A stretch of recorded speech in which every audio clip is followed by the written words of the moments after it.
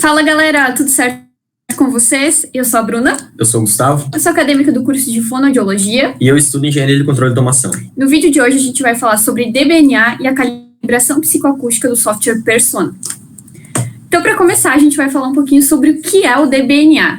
E para isso a gente precisa relembrar alguns conceitos. O primeiro deles será a pressão sonora. Mas antes disso eu vou falar um pouquinho sobre potência. A potência, na verdade, é uma propriedade dos equipamentos. Então, se a gente pensar, por exemplo, no chuveiro que a gente tem em casa, quando a gente mexe naquele reguladorzinho para controlar a temperatura da água, na verdade, a gente está mexendo com a potência do chuveiro. Se a gente aumenta essa potência, o nosso chuveiro tem mais capacidade e a água vai sair mais quente. Se a gente diminui essa potência, o nosso chuveiro vai ter menos capacidade, logo a água vai sair mais fria.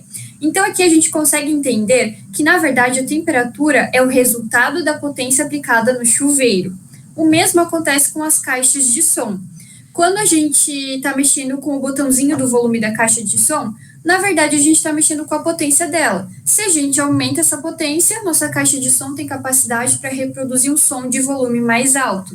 Se a gente diminui, a nossa caixa de som tem menos capacidade, logo ela vai conseguir reproduzir um som de volume mais baixo. E aí a gente consegue fazer aquela associação com a pressão. Isso porque a pressão sonora no ar, na verdade, é resultado da aplicação de potência na caixa de som.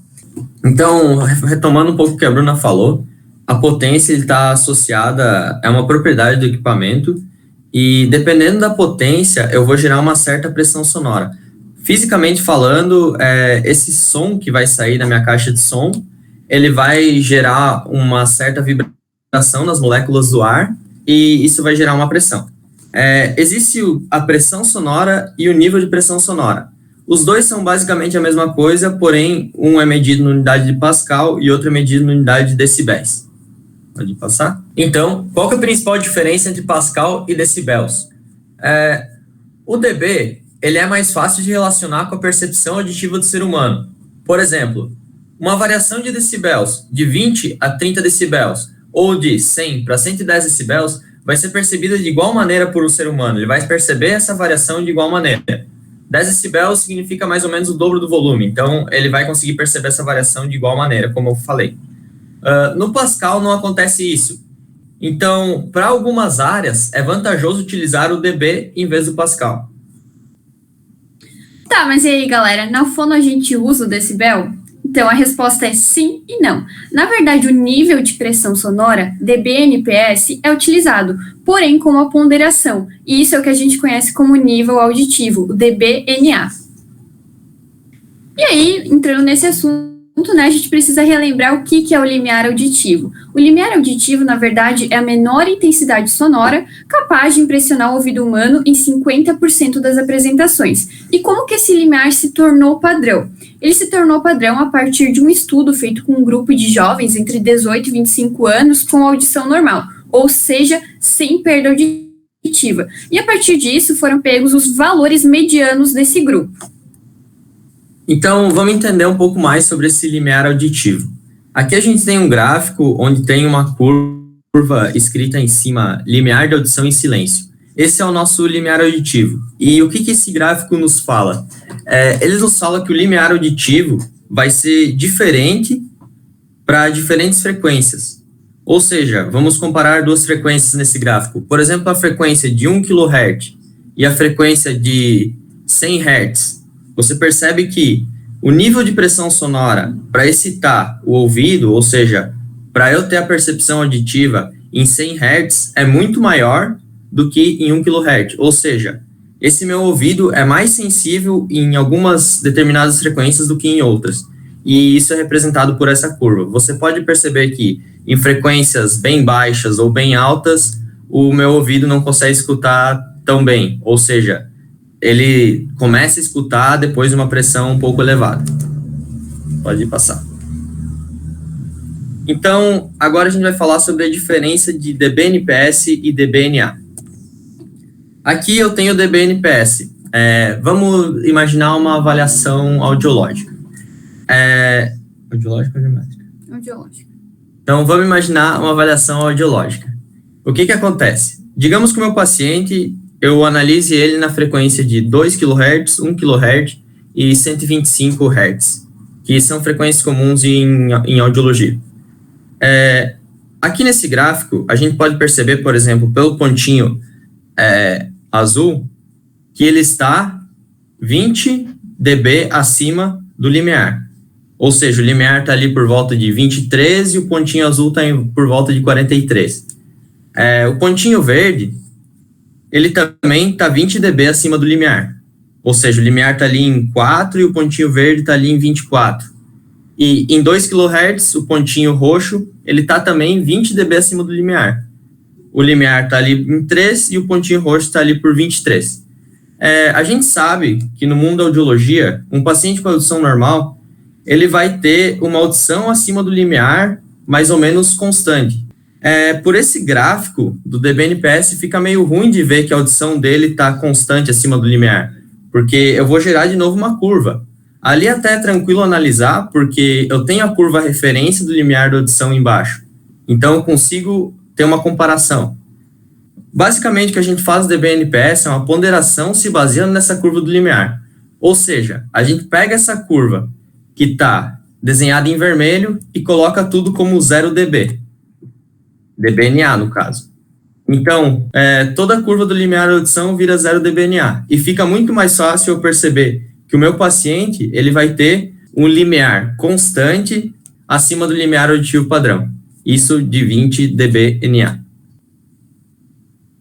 No nosso audiograma, a gente consegue representar isso dessa forma que está expressa ali. O limiar da audição em silêncio, ele vira tudo 0 dBNA, o que no dBNPS era uma curva, vira uma reta agora em 0 dBNA, e o meu exame fica mais tranquilo de ser analisado. Então, agora vamos entender um pouquinho mais sobre a calibração psicoacústica do Persona. Então, galera, revisando de novo o limiar auditivo para ficar aí na cabeça de vocês, ele, na verdade, é a menor intensidade sonora capaz de impressionar o ouvido humano em 50% das apresentações. E aqui, mais uma vez, é importante relembrar que o 0, eu não sei o que. dBNA? E aqui, mais uma vez, vale relembrar que o 0 dBNA de cada frequência corresponde a cada pontinho dessa linha aqui do limiar da audição em silêncio. Então, agora a gente vai falar como é feito basicamente uma calibração tradicional em um audiômetro de uma clínica, por exemplo. Como falado antes, a gente quer achar o 0 dBNA, ou seja, a gente quer achar os pontos daquela curva para dizer que lá, naquela determinada frequência, o 0 dBNA corresponde a tantos dB de nível de pressão sonora. Então, para isso, a gente vai precisar de alguns medidores, para medir o nível de pressão sonora e, com aquela padronização, estipular que esse é o 0 dBNA.